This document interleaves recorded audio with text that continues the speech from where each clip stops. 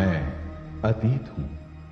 उधर पार्वती स्वरूपा माता दुर्गा ने दैत्यों की शक्ति समाप्त कर दी, उन्हें पुनः पाताल लोक जाने पर विवश कर दिया।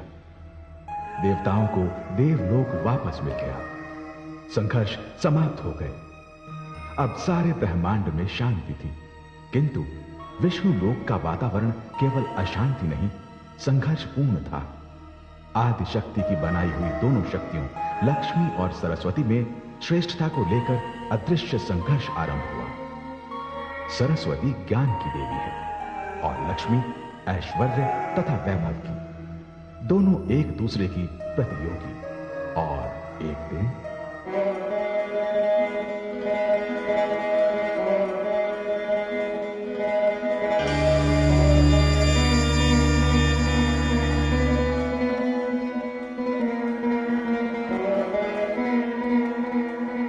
मेरा प्रणाम स्वीकार कीजिए देवी सरस्वती। आइए देवी लक्ष्मी, आपके आगमन से ब्रह्मलोक धन्य हुआ। आपका स्वागत है, आसन ग्रहण कीजिए। धन्यवाद। धन्यवाद देवी सरस्वती। जन कल्याण के कार्यों में इतनी व्यस्त रहती हूं कि कहीं आने जाने का समय ही नहीं मिलता। अब क्या करूं, मेरा नाम ही लक्ष्मी है, धन और वैभव की देवी हूं। सारा विश्व आदर करता है मेरा, घर घर में मेरा स्वागत होता है। जहां जहां पहुंच जाती हूं, सुख, संपत्ति और वैभव अपने आप पहुंच जाते हैं वहां। यह सत्य है देवी कि आप सुख, संपत्ति और वैभव की देवी हैं। यह भी सत्य है कि घर घर में आपका स्वागत होता है। किंतु क्या देवी सरस्वती? किंतु आप कहीं टिकती नहीं, स्थिरता नहीं है आप में। इसलिए तो संसार आपको चंचला कहता है। क्षणे रुष्टा क्षणे तुष्टा। आप एक क्षण में रुष्ट हो जाती हैं और एक क्षण में तुष्ट। आज आप यहां हैं तो कल वहां। किंतु मैं ऐसी नहीं हूं। मैं तो ज्ञान और विद्या की देवी हूं। मैं एक बार जिस मंदिर में प्रवेश कर जाती हूं, वहां सदा के लिए स्थापित हो जाती हूं। किंतु मेरे बिना किसी को जीवन का सुख नहीं मिलता। मैं धन हूं देवी सरस्वती, और निर्धनता सबसे बड़ा अभिशाप है। धन तो मैं भी हूं देवी लक्ष्मी। अंतर इतना है, आपका दिया हुआ धन तन के लिए है और मेरा दिया हुआ धन मन के लिए है। आपका दिया हुआ धन कोई भी चुरा सकता है, छीन सकता है, किंतु मैं तो विद्या हूं, ज्ञान हूं। मुझे ना तो कोई चुरा सकता है, ना छीन सकता है। और सबसे बड़ी बात तो यह है कि मेरा दिया हुआ धन जितना भी बांटिए उतना ही बढ़ता है। देवी सरस्वती, आप जानती हैं राजा को राजा क्यों कहते हैं? क्योंकि उसके पास मैं हूं।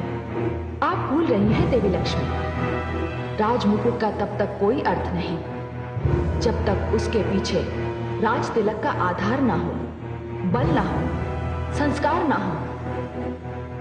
और राज तिलक के पीछे शक्ति होती है मंत्र की, विद्या की, ज्ञान की। और सत्य तो यह है देवी लक्ष्मी कि जिसके पास मेरी दी हुई बुद्धि की शक्ति ना हो, उसके पास आपका दिया हुआ धन भी नहीं रह सकता। देवी सरस्वती, आपके पास थोथे शब्दों की कमी नहीं, आप तो बस वाणी ही वाणी हैं। देवी लक्ष्मी,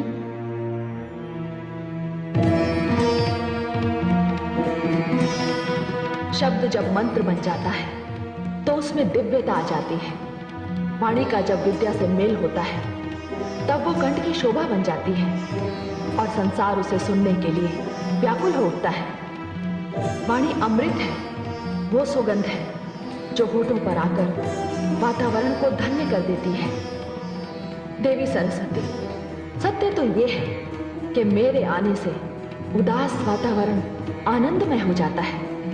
रोते हुए मुख हंसने लगते हैं। और वो बात तो आपने अवश्य सुनी होगी कि भूखे पेट भजन भी नहीं होता।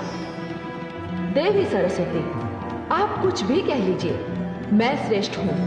देवी, ज्ञान और धन में यदि कोई श्रेष्ठ है तो वो है ज्ञान। क्योंकि ज्ञानी की पूजा तो राजा भी करता है। अतः श्रेष्ठ मैं हूं, आप श्रेष्ठ हैं या मैं, हम दोनों इस विवाद में ना पड़कर इसका निर्णय भगवान विष्णु पर छोड़ते हैं कि हम दोनों में कौन श्रेष्ठ है। मुझे स्वीकार है, तो चलिए।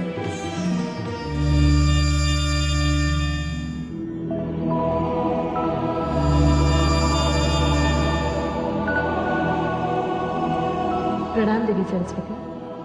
प्रणाम। अरे देवी गंगा तो पहले से ही यहां उपस्थित है।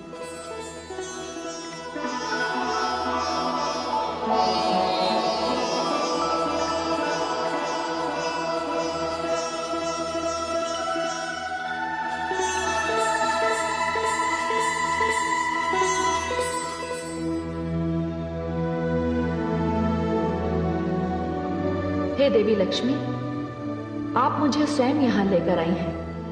आपने मुझे आसन तक ग्रहण करने को नहीं कहा। क्या विष्णु लोक में अतिथियों का सत्कार इसी प्रकार किया जाता है? क्षमा करें देवी सरस्वती। देवी लक्ष्मी तो श्री नारायण के हृदय में निवास करती है और मुझे अपने चरणों में रहने का अधिकार स्वयं श्रीहरि विष्णु ने ही दिया है। और रही आपकी बात, तो आपके लिए तो सदैव ही यहाँ स्थान की कमी रहती है। ये समस्या मेरी नहीं, आप ही की है। मैं अतिथि हूं और नियमानुसार आपको अपना स्थान छोड़कर मुझे स्थान देना चाहिए। देवी सरस्वती, मैं तो अपना स्थान छोड़ने की सोच भी नहीं सकती। और मैं अपना स्थान छोड़कर कहाँ जाऊंगी? तो आप मुझे यहाँ लाई क्यों? अब तो ये बात मुझे स्वयं श्री हरि से पूछनी पड़ेगी कि यहाँ मेरा स्थान कहाँ है। किंतु इस समय ये संभव नहीं है देवी सरस्वती। वे योग निद्रा में हैं। मैं उन्हें जगाऊंगी और मैं आपको इसकी अनुमति नहीं दूंगी। आप घोर अपमान कर रही हैं मेरा देवी लक्ष्मी। देवी लक्ष्मी सत्य ही तो कह रही है। देवी गंगा, मैं जानती हूं कि आप इनकी हां में हां क्यों मिला रही हैं। मैं ये भी भली भांति जानती हूं कि वो कौन है जो मेरे विरुद्ध आपके कान भरता रहता है। भला मेरे कान कौन भरेगा? देवी गंगे हो ना हो, देवी सरस्वती का संकेत मेरी ओर है। इन्हें संदेह है कि इन्हें चढ़ाने के लिए मैं आपको उकसाती हूं। संदेह नहीं देवी लक्ष्मी, मुझे पूर्ण विश्वास है। ये सरासर अन्याय है देवी सरस्वती। ये बात मैं भली भांति जानती हूँ कि आप भगवान श्री हरि विष्णु के चरणों में स्थान पाने के लिए सदैव ही व्याकुल रहती है। किंतु नीलकमल ने ये स्थान स्वयं मुझे दिया है और आप देवी लक्ष्मी से व्यर्थ ही रुष्ट हो रही है। गंगा सत्य कह रही है देवी सरस्वती। हाँ, गंगा तो सत्य ही कहेगी ना। मैं आप दोनों के षड्यंत्र को, इस अभिनय को भली भांति जानती हूँ। देखिए देवी सरस्वती, यदि आपके मन में देवी लक्ष्मी के लिए कोई दुराग्रह है तो कृपया मुझे क्षमा करें। मुझे व्यवहार में ना लाएं। गंगे, आपको व्यवहार में लाने की क्या आवश्यकता है मुझे? मैं स्वयं इतनी सक्षम हूं कि अपने ज्ञान से, अपनी बुद्धि से, अपनी योग्यता से एक दिन श्री हरि के चरणों में ही नहीं, हृदय में स्थान प्राप्त कर लूंगी। नहीं देवी सरस्वती, नहीं, वो दिन कभी नहीं आएगा। उनके हृदय में मेरा निवास है और कोई कितना भी शक्तिशाली क्यों ना हो, मुझे श्री हरि के हृदय से कोई नहीं निकाल सकता। अच्छा, तो आप मुझे चुनौती दे रही है देवी लक्ष्मी। देखिए देवी सरस्वती, आपका विवाद देवी गंगा से आरंभ हुआ और अब आपने अपने क्रोध का लक्ष्य मुझे बना लिया। देवी, यदि आपको मुझसे ईर्ष्या है कि मैं ऐश्वर्य और वैभव की देवी हूं, तो इसमें मेरा कोई दोष नहीं। यह स्थान तो मुझे स्वयं आदि शक्ति परमेश्वरी ने दिया है। अच्छा, तो बहुत अहंकार है आपको अपने वैभव और अपने ऐश्वर्य पर। तो जाइए देवी लक्ष्मी, मैं आपको इस स्थान से अर्थात विष्णु लोक से दूर करती हूं। देवी सरस्वती, जाइए, मैं आपको शाप देती हूं। नहीं देवी सरस्वती, आप विष्णु लोक छोड़कर धरती पर चली जाएंगी और वहां तुलसी हो जाएंगी और आपका संबंध भगवान विष्णु से समाप्त हो जाएगा। और धरती पर आपका विवाह किसी असुर से होगा। देवी सरस्वती, ये आपने क्या अनर्थ कर दिया? आपका विवाह तो मुझसे था और आपने देवी लक्ष्मी को श्राप दे दिया। ये अनर्थ मैं सहन नहीं करूंगी। जाइए, मैं भी आपको श्राप देती हूं कि आप धरती पर नदी बनकर प्रकट होंगी। जाइए, नीचे उतर जाइए। देवी गंगे, आपने देवी लक्ष्मी के लिए मुझे श्राप दिया, तो मैं भी आपको श्राप देती हूं कि अब आप श्रीहरि के चरणों से निकलकर धरती पर नदी बनकर उतरेंगी और अधिक से अधिक पापियों के संपर्क में आएंगी। आप पापियों से घिरी रहेंगी।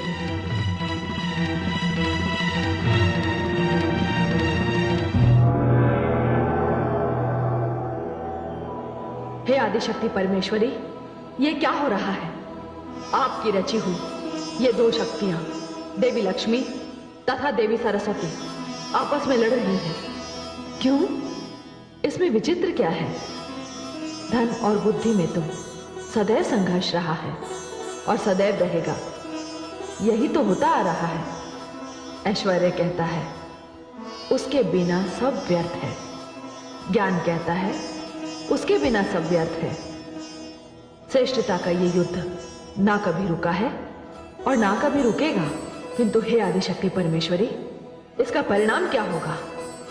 ये तीनों देवियां जाएंगी कहां? हे महाकाली, इसके लिए तो पृष्ठभूमि बहुत पहले से बन चुकी है। मैं आपका तात्पर्य नहीं समझी देवी परमेश्वरी, मैं तुम्हें समझाती हूं। वो देखो, वन में एक राजा कितनी कठिन तपस्या कर रहा है। इस राजा का नाम है धर्मध्वज। ओम श्री लक्ष्मी देवाय नमः। ओम श्री लक्ष्मी देवाय नमः। ओम श्री लक्ष्मी देवाय नमः। ओम श्री लक्ष्मी देवाय नमः। ओम श्री लक्ष्मी देवाय नमः। ओम श्री लक्ष्मी देवाय नमः।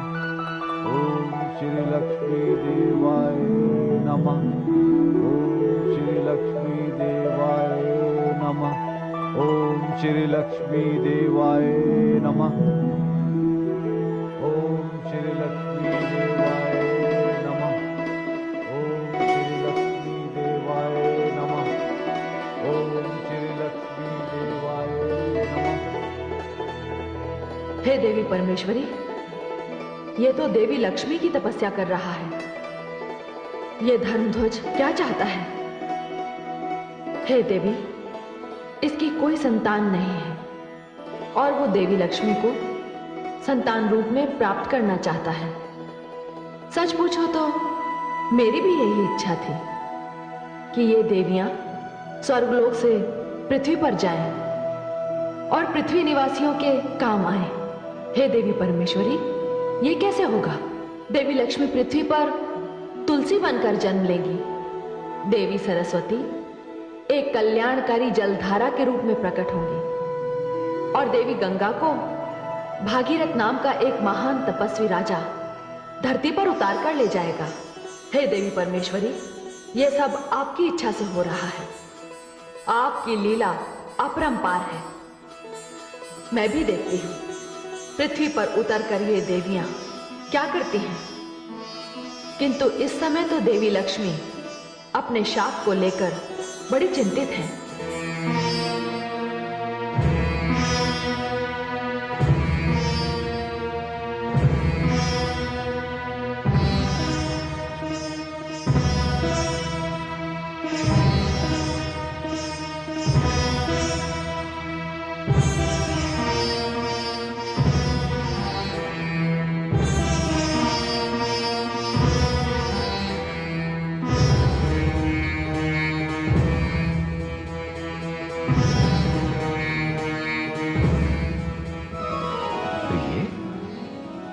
मैंने आपको इतना अधिक चिंतामग्न पहले कभी नहीं देखा।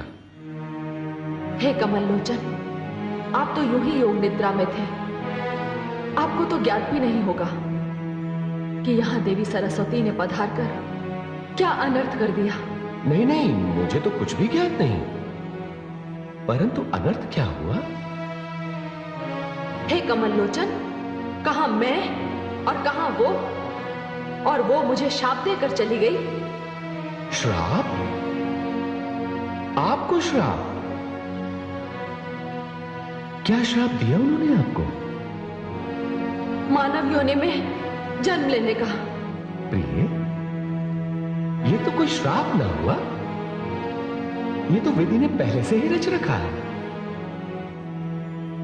कदाचित आप ये नहीं जानते कि राजा धर्मध्वज आपको पुत्री रूप में प्राप्त करने के लिए आप ही की तपस्या कर रहे हैं।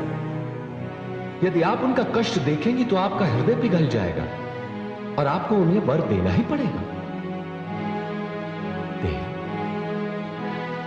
तनिक देखिए तो कि राजा धर्मध्वज की क्या स्थिति है। वन में तपस्या करते करते उनके शरीर पर धूल मिट्टी ने अपना डेरा जमा रखा है। वे कभी भी किसी भी भयानक वन्य प्राणी का आहार बन सकते हैं। आप तो करुणामयी है ना? जाने आपका ध्यान राजा धर्मध्वज की ओर क्यों नहीं गया?